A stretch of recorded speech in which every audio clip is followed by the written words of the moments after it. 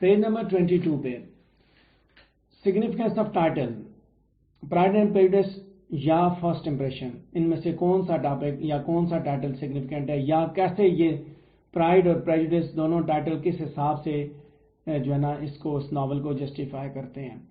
یاد رکھیے کہ جین آسٹن نے جب یہ ناول لکھا تو پہلے اس نے فرسٹ امپریشنز کا نام ہی دیا۔ تو اس ناول کے اندر جین آسٹن جو انسانی فطرت کو بڑی ڈیٹیل کے ساتھ ڈسکس کرتی ہے۔ انیشیلی فرسٹ امپریشن کے نام سے پبلش ہونے والا یہ ناول بعد میں پرائڈ اینڈ پریجوڈس کے نام سے پیش ہوا، اور جس کے اندر جین آسٹن نے اسی کو زیادہ سگنیفیکینس بھی دی۔ گو کہ یہ ٹائٹل ہی دراصل سارے کے سارے ناول کو سمرائز کرتا ہے، اور اس میں یہی چیز دیکھنے کو ملتی ہے کہ یہ دو پرسنز کی کہانی ہے جن کے اندر کوئی چیز کامن نہیں ہے، نہ تو کلاس ان کے اندر کامن ہے، نہ ہی سوچ کامن ہے، لیکن کامن ہیومن نیچر کو آپ آبزرو کر سکتے ہیں۔ دونوں کردار ایک دوسرے کو سے نفرت کرتے ہیں، دونوں کے اندر پرائڈ ہے، اور دونوں جو ہے بوتھ آر پریجوڈسڈ، پرائڈ بھی دونوں کے اندر ہے اور پریجوڈسڈ بھی دونوں ہوتے ہیں، یعنی کہ دونوں ایک دوسرے سے اثر بھی کرتے ہیں۔ تو دیکھتے ہیں اب ان دونوں اسپیکٹ کو دیکھتے ہیں، چونکہ جین آسٹن نے پہلے اس کو فرسٹ امپریشنز کا نام دیا، تو تھوڑا سا ہم اس کو بھی ڈیل کریں گے۔ جب آپ سگنیفیکینس آف دا ٹائٹل کو ڈیل کریں گے تو تھوڑا سا اس کو ضرور ٹچ کیجیے گا، تاکہ پتہ ہو کہ ہم نے اس کے ساتھ بھی انصاف کیا ہے، نا انصافی نہیں کرنی۔ پیج نمبر 22 پہ سیکنڈ پیراگراف پہ ہوں گے، یہ بات سچ ہے کہ کوئی بھی جو ہے وہ اس کو یعنی کہ فرسٹ امپریشن کے no one can get second chance to make a first impression. جیسے پہلے ہم نے بات کی کہ پہلا جو اس ناول کا ٹائٹل تھا وہ فرسٹ امپریشن تھا، لیکن یہ اس کو تب دیا گیا جب ڈارسی جو ہے الزبتھ کے ساتھ ملتا ہے، اس کی فیملی کے ساتھ فرسٹ ٹائم ملتا ہے ڈانس پارٹی میں، تو اسی کے حساب سے اس کو فرسٹ امپریشن دیا گیا، کیونکہ ڈارسی اس وقت اپنا ایک پہلا امپریشن بناتا ہے اور الزبتھ بھی بناتی ہے۔ ڈارسی اس کے بارے میں بناتا ہے کہ یہ ڈارسی کے بارے میں بناتی ہے تکبر والا، پرائڈ والا، تو دونوں کے امپریشن جو تھے نا وہ بڑے برے ہیں، ٹو بیڈ۔ الزبتھ یہ سمجھتی ہے کہ ڈارسی جو ہے اس کے اندر بہت زیادہ پرائڈ ہے، ٹھیک ہے، اور کسی حد تک وہ سچی بھی ہے۔ اس کے ریمارکس جیسے she is not handsome enough to tell me, دراصل اسی کی وجہ سے الزبتھ جو پریجوڈسڈ بھی ہو جاتی ہے۔ تو آپ دیکھیے کہ فرسٹ امپریشن جو ہے دراصل وہ اتنے بیڈ ہیں کہ ان کی وجہ سے نفرت کریٹ ہوتی ہے، لہذا گو کے ٹائٹل ریلیونٹ ہے، لیکن یہ ناول کے کچھ ہی حصوں کو ڈسکرائب کر رہا ہے۔ تو جب یہ کچھ ہی حصوں کو ڈسکرائب کر رہا ہے تو پھر دیکھتے ہیں ہم دوسرے ٹائٹل کی جانب، جو اس کا بعد کا جو ریوائز ٹائٹل ہے پرائڈ اینڈ پریجوڈس۔ تو اس کی پہلے پیراگراف پہ بات کروں گا، پیج نمبر 22 پہ، کہ اگر فرسٹ امپریشن جو ہے وہ ناول کے بحیثیت ٹائٹل سوٹ نہیں کرتا، دین جو ہے اس کے لیے ایک سوٹیبل ٹائٹل کی ضرورت تھی۔ جین آسٹن جانتی انسانی فطرت کی سگنیفیکینس کے بارے میں جانتی تھی، لہذا اس نے ناول کے ٹائٹل کو تبدیل کیا۔ دراصل وہ مکمل کہانی بتاتی ہے۔ پرائڈ خاص طور پہ ڈارسی کا وہ ناول کے سٹارٹ پہ ہی شروع ہو جاتا ہے اور وہ کلائمیکس پہ جا کے ختم ہوتا ہے۔ اسی طرح الزبتھ کے جو اوپینین ہیں وہ بھی ناول کے اختتام تک چینج ہو جاتے ہیں، تبدیل ہو جاتے ہیں، اور پھر وہ آخر کار ڈارسی کے پروپوزل پہ ہاں کر دیتی ہے۔ اسی ہیڈنگ کے نیچے سیکنڈ پیراگراف پہ بات کروں گے، ڈارسی جو ہے وہ ایک کلاس کانشیس آدمی ہے۔ بال کے اندر ہر آدمی اس کے ایروگنٹ بیہیویئر کو محسوس کرتا ہے۔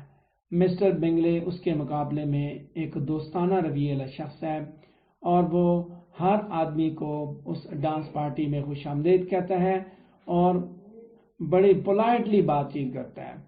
مسٹر ڈارسی جو ہے وہ الزبتھ کے بارے میں جو تبصرہ کرتا ہے وہ یہ چیز دکھاتی ہے کہ وہ اپنے آپ کو الزبتھ کے مقابلے میں سپیریئر سمجھتا ہے، اور دونوں ہر حساب سے، کلاس کے حساب سے بھی اور اٹریکٹیونیس کے حساب سے وہ یہ سمجھتا ہے کہ وہ کلاس کے معاملے میں وہ اس سے الزبتھ جو اس سے انفیریئر ہے، اور وہ نہ تو وہ اس سے کلاس وائز یعنی کہ اسٹیٹس وائز اس سے اچھی ہے، اور نہ ہی وہ اٹریکٹیونیس کے معاملے میں اس سے بہتر ہے۔ مزید برآں جب وہ الزبتھ کو پروپوز کرتا ہے تو اس وقت پہلی دفعہ تو اس وقت بھی وہ اپنا ایٹیچیوڈ تبدیل نہیں کرتا، کیونکہ وہ یہ سمجھتا ہے کہ وہ زیادہ خوبصورت ہے، زیادہ امیر کبیر ہے۔ تھرڈ پیراگراف پہ بات کروں گا کہ وہ نہیں چاہتا، یعنی کہ ڈارسی نہیں چاہتا کہ وہ ایک ایسی خاتون سے شادی کرے جو کہ لوور مڈل کلاس سے ہے، اور جب وہ اسے پروپوز کرتا ہے تو وہ ایروگینٹ اور اوپینینیٹڈ نظر آتا ہے، وہ بالکل واضح انداز میں الزبتھ کی تصدیق کرتا ہے، اور وہ بڑے فرینکلی جو ہے ان دونوں کے درمیان موجود سوشل انفیریارٹی کو ڈسکس کرتا ہے، اور یہی وجہ ہے کہ الزبتھ اس کے اس پروپوزل کو ریجیکٹ کر دیتی ہے۔ Besides, Mr. Darcy, in his letter to Elizabeth, in which he tries to defend himself, does not lower his ego. یعنی کہ باوجود اس کے کہ وہ اس میں خط لکھتا ہے الزبتھ کو اور اس میں اپنے آپ کو ڈیفینڈ کرنے کی کوشش کرتا ہے، لیکن اپنی ایگو کو نیچے نہیں کرتا، اپنی اکڑ ختم نہیں کرتا، وہ اپنے آپ کو ڈیفینڈ کرنے کی کوشش کرتا ہے، لیکن اس کے ساتھ ساتھ وہ اپنی سیلف ریسپیکٹ کو بھی مینٹین رکھتا ہے۔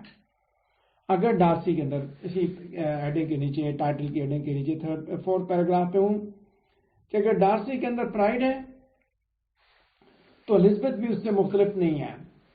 اس کا جو پری کنسیوڈ اوپینین ہے وہ ریزن کے اوپر یا ایکچوئل ایکسپیرینسز کے اوپر بیس نہیں کرتا۔ مختلف اوکیزنز پہ ناول کے اندر وہ مسٹر ڈارسی کو مس جج کرتی ہے، اور اس کی وجہ یہ ہے کہ she was offended in the very beginning of the novel, کہ شروع میں اس نے اس کی تصدیق کی تھی، حتیٰ کہ جب اسے مسٹر وکم نے اسے کاک اینڈ بول سٹوری یعنی من گھڑت کہانی اسے بتائی تو اس نے بغیر کسی سکروٹنی کے اس کہانی پہ یقین کر لیا۔ ایک موقع پہ وہ کہتے ہیں کہ آپ could easily forgive his pride if he had not mortified mine، کہ میں اس کے پرائڈ کو معاف کر دیتا، اس نے میرے اس ایگو کو نہ تباہ کیا ہوتا۔ تو یعنی جہاں اس کے اندر پرائڈ ہے وہاں ادھر بھی پرائڈ موجود ہے، یہاں پہ بھی وہ حالات ہے۔ یہ چیز سمجھنا بڑی آسان ہے۔ نیکسٹ پیراگراف پہ ہوں کہ it is easy to understand the term pride but prejudice has broader meanings۔ لیکن شارٹ ڈیفینیشن prejudice کی یہی ہے مائنڈ میں کہ preconceived opinion that is based on reason not based on reason and actual experience۔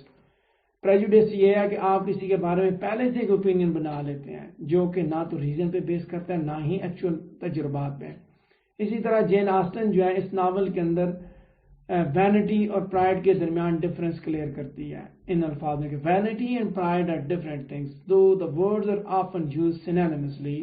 A person may be proud without being when.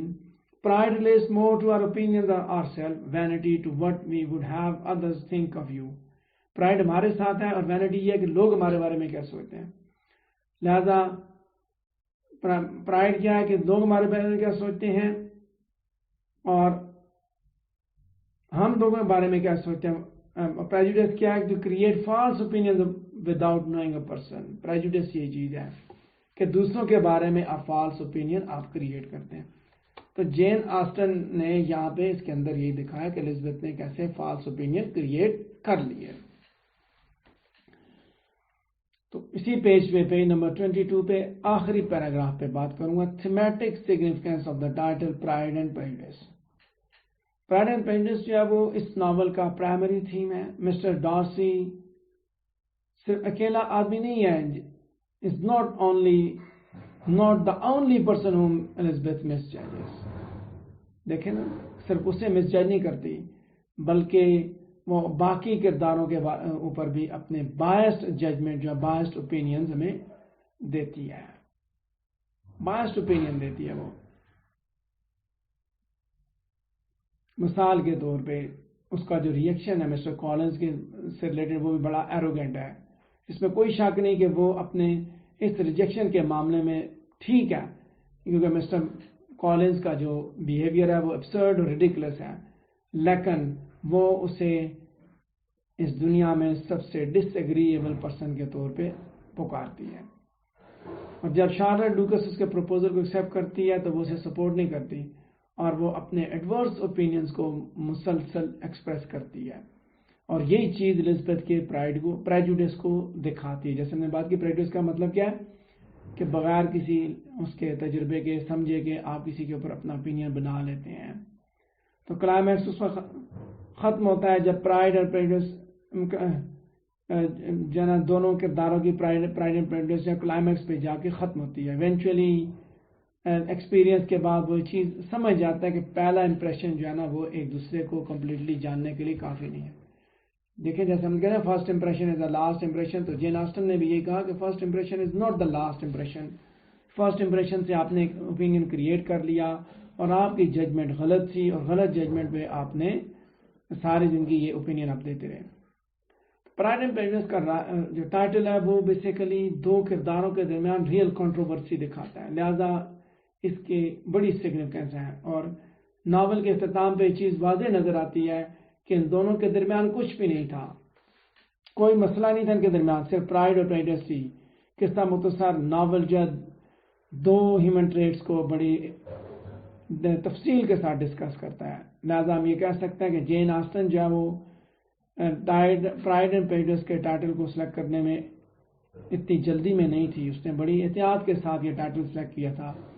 گو کہ جو first impression کا جو ٹائٹل تھا وہ بھی پرائڈ اینڈ پریجوڈس کو سوٹ کرتا ہے, اس ناول کو سوٹ کرتا ہے, لیکن آپ دیکھیے کہ پرائڈ اینڈ پریجوڈس کے فرسٹ امپریشن کے مقابلے میں جو پرائڈ اینڈ پریجوڈس کا ٹائٹل ہے وہ زیادہ اٹریکٹیو ہے, کیونکہ وہ دراصل ساری سٹوری کو ایلوسیڈیٹ کرتا ہے اور اسی وجہ سے اس کی سگنیفیکنس زیادہ ہے. ٹھیک ہے, تو دونوں ٹائٹلز کو اگر آپ کا کوشچن آتا ہے پیپر میں سگنیفیکنس آف ٹائٹل کا, تو آپ نے دونوں ٹائٹلز کو ڈسکس کرنا ہے. یہ تھا ہمارا آج کا تیسرا ٹاپک. اگر اس سے ریلیٹڈ آپ کا کوئی کوشچن ہے تو آپ مجھ سے پوچھ سکتے ہیں.